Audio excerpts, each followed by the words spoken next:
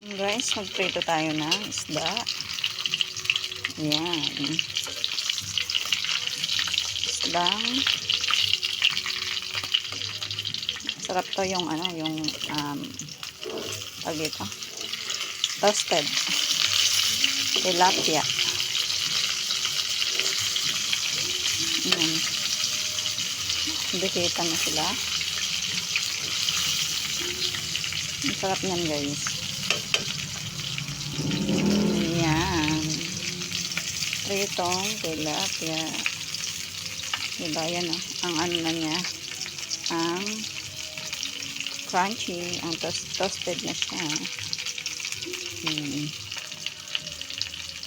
So, ayun lamang guys. Yan po ang aming panghapunan ngayon. Biyernes po ngayon. At cancel po ang mga, diba? Dahil sa bagyong Treseng, na-suspended ang klase ng mga estudyante. Ayan, no? Sayang. Ayaw maano. So, ito. Ayan. Toasted lang sa isa. Aray ko. Ang hirap toasted na isa. Ayaw bumaliktad. Hey! Bumaliktad ka naman. Maawa ka sa antiprito. So, ayan. Bayan. Ayaw nilang maghiwalay. Kadikit talaga sila. Ayan siya. Ayan. Ayan.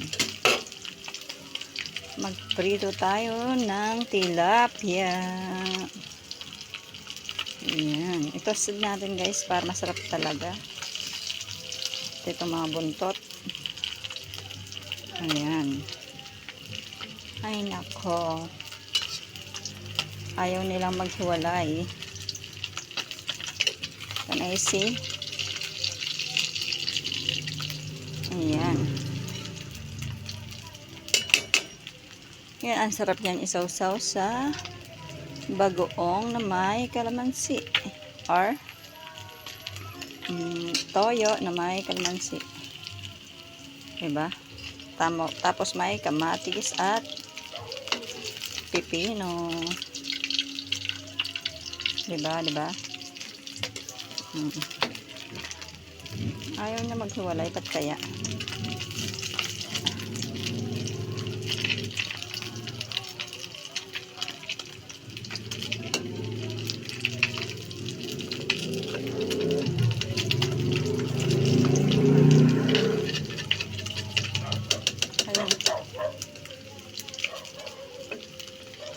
Ayun.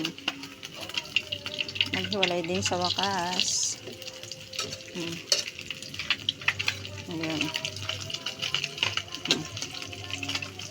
Ayan.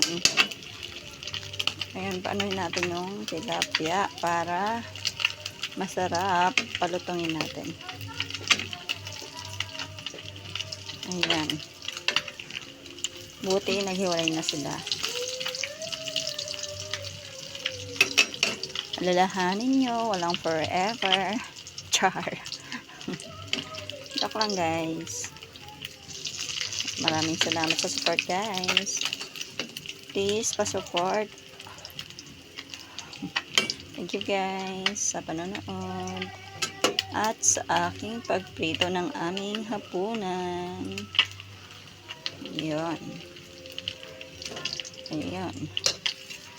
Tatalsikan pa tayo. Dahil sa toasted na yan. So, ayan siya guys. Ang appearance niya, ang ganda na. Ayan. Mukhang masarap na siya. So, pwede na siya. Pwede na siyang aray ko. Nagalit. O, sige na. Bye-bye na guys. Thanks for watching. Bye-bye.